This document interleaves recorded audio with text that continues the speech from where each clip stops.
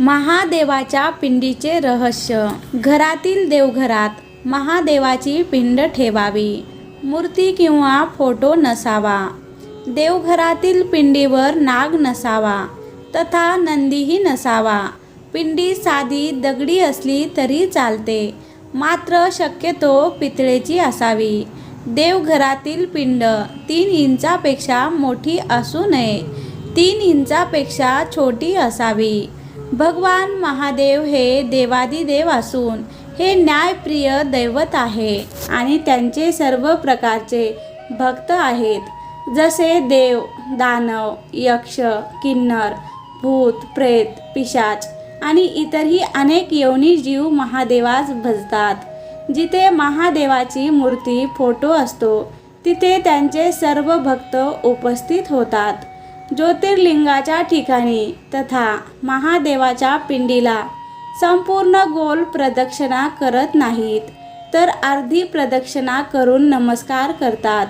कारण उत्तर दिशेला वरील सर्व भक्त अदृश्य रूपाने उपस्थित असतात तथा उत्तर दिशेने महादेवाच्या पिंडीवर जलाभिषेक घातलेले पाणी तीर्थरूपाने वाहत असते. ते ओलांडून गेल्याचे पातक लागते. महादेवाची मूर्ती फक्त स्मशानात असते. देवघरात महादेवाची मूर्ती नसावी. मानवाला पिंडी पूजन सांगितले आहे.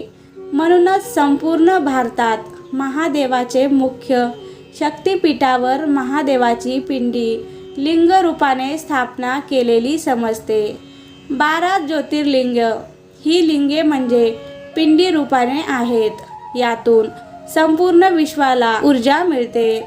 महादेवाला नित्य शुद्ध पाण्यासह रुद्र सूक्त पठण करीत जलाभिषेक करावा.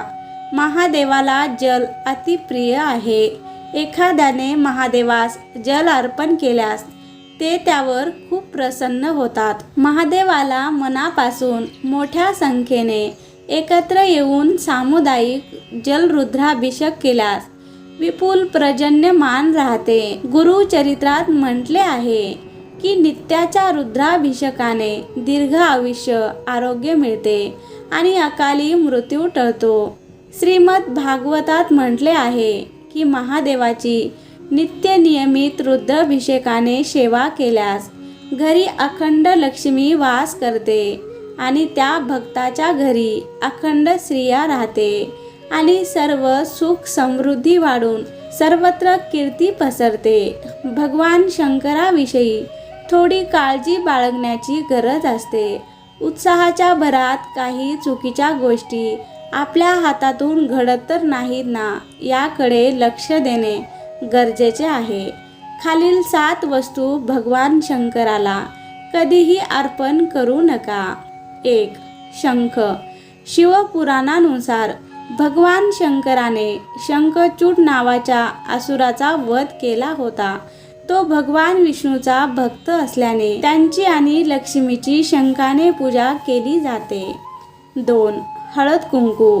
भगवान शंकर आजन्म वैरागी होते, त्यामुळे शृंगाराशी संबंधी कोणतीही वस्तू त्यांना अर्पण केली जात नाही. हळदीलाही सौंदर्यवर्धक मानले जाते, त्यामुळेच हळद किंवा कुंकू भगवान शंकराला अर्पण केले जात नाही. या गोष्टी भगवान विष्णूला अर्पण केल्या जातात. 3. तुळशीपत्र. असुराचा राजा जलंधर त्याच्याविषयी असलेल्या एका कथेनुसार त्याची पत्नी वृंदा तुळशीचे रोपटे बनून गेली होती.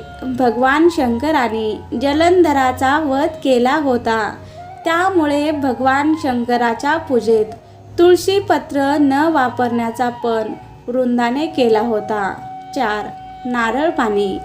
नारळाच्या पाण्याचा भगवान शंकरावर अभिषेक केला जात नाही. नारळाला लक्ष्मीचे रूप मानले जाते, म्हणून शुभ कार्यात नारळाचा वापर करून त्याचा प्रसाद म्हणून वापर केला जातो. पण भगवान शंकराला अर्पण केलेले पाणी निर्माल्य होते. 5. उकळलेले दूध. उकळलेले दूध किंवा बाजारात मिळणारे पॅकेटमधील दूध कधीही भगवान शंकराला अर्पण करू नये. त्यापेक्षा गंगाजलाने अभिषेक करा. बाजारात मिळणारे पॅकेटमधील दूधही उकळलेले असते, त्यामुळेच त्याचा वापर करणे टाळावे. 6. केवड्याचे फूल. भगवान शिवाच्या पूजेत केवड्याचे फूल वर्जित आहे. शिवपुराणानुसार ब्रह्मदेव आणि विष्णूच्या वादात खोटे बोलल्यामुळे केवड्याला भगवान शंकराने शाप दिला होता. 7. कुंकू किंवा शेंदूर. कुंकू किंवा शेंदुराचा वापरही भगवान शंकराची पूजा करण्यात वर्ज्य केला आहे.